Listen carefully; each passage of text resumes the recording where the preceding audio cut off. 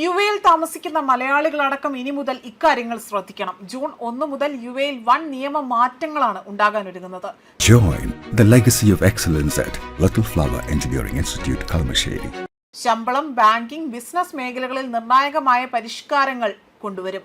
United Arab എമിറേറ്റ്സിൽ താമസിക്കുന്ന ലക്ഷക്കണക്കിന് അവിടുത്തെ പ്രവാസികളെയും ബിസിനസ് മേഖലയെയും നേരിട്ട് ബാധിക്കുന്ന സുപ്രധാന നിയമപരിരക്ഷകൾ അല്ലെങ്കിൽ ആ ഒരു രീതിയിലുള്ള മാറ്റങ്ങൾ ഇവിടെ കൊണ്ടുവരാൻ അല്ലെങ്കിൽ പ്രാബല്യത്തിൽ വരാൻ ഒരുങ്ങുകയാണ്.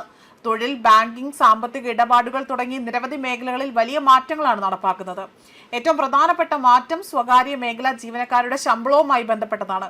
പുതിയ നിയമപ്രകാരം ഓരോ മാസത്തെയും ശമ്പളം അടുത്ത മാസം 1-ാം തീയതിക്കും അതിനു മുൻപോ ജീവനക്കാരുടെ അക്കൗണ്ടിൽ എത്തണം. മുൻപുണ്ടായിരുന്ന 15 ദിവസത്തെ അധിക സമയപരിധി പൂർണ്ണമായും ഒഴിവാക്കിയിട്ടുണ്ട്.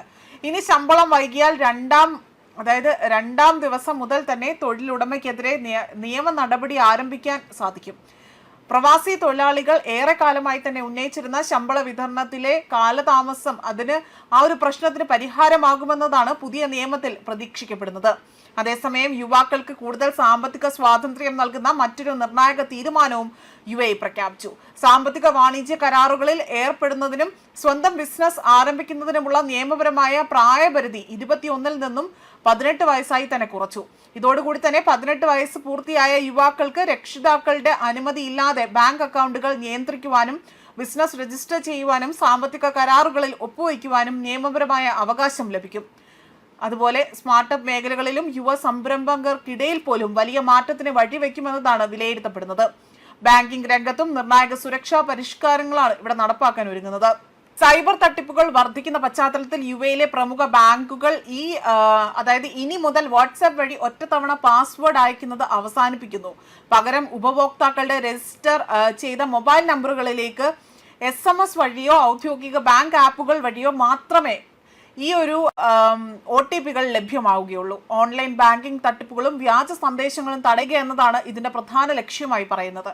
ദുബായിൽ പൊതു പാർക്കിംഗ് ഫീസിനും റോഡ് ടോൾ ഈ ഒരു നിരക്കുകൾക്കും 5% മൂല്യവർധന നികുതി നിർബന്ധം ആക്കിയതായും ദുബായിലെ റോഡുകളിലും പൊതുസ്ഥലങ്ങളിലും പേപ്പർ ടിക്കറ്റുകൾ ഒഴിവാക്കിക്കൊണ്ടുള്ള പൂർണ്ണ ഡിജിറ്റൽ പാർക്കിംഗ് സംവിധാനം കൂടുതൽ മേഖലകളിലേക്ക് വ്യാപിപ്പിക്കും.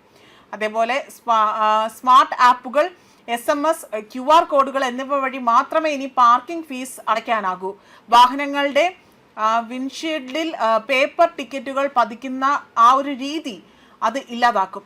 രാജ്യത്ത് സ്റ്റാർട്ടപ്പ് സംസ്കാരം വളർത്തുവാനും യുവ സംരംഭകരെ പ്രോത്സാഹിപ്പിക്കാനുമുള്ള സർക്കാരിന്റെ ദീർഘകാല പദ്ധതിയുടെ ഭാഗമായാണ് ഈ പരിഷ്കാരം നടപ്പിലാക്കാൻ ഒരുങ്ങുന്നതെന്നതും മറ്റൊരു വിലയിരുത്തലുണ്ട്. പുതിയ തലമുറയുടെ സാമ്പത്തിക പങ്കാളിത്തം വർദ്ധിപ്പിക്കുന്നതിലും ഈ തീരുമാനം നിർണായകമാകും. അതോടൊപ്പം തന്നെ ബാങ്കിംഗ് മേഖലയിലും സുരക്ഷാ മുൻകരുതലുകൾ ശക്തമാക്കിയിരിക്കുകയാണ് യുഎഇ. സൈബർ തട്ടിപ്പുകളും ഡിജിറ്റൽ കുറ്റകൃത്യങ്ങളും വർദ്ധിക്കുന്ന സാഹചര്യത്തിൽ പ്രമുഖ ബാങ്കുകളിൽ നിന്ന് ഇനി മുതൽ വാട്സപ്പ് വഴി മുൻപേ പറഞ്ഞതുപോലെ തന്നെ ഒറ്റത്തവണ പാസ്വേഡ് ഇനി നൽകില്ല. അതിന് മറ്റു മാർഗങ്ങളിലൂടെ തന്നെ വേണം അത്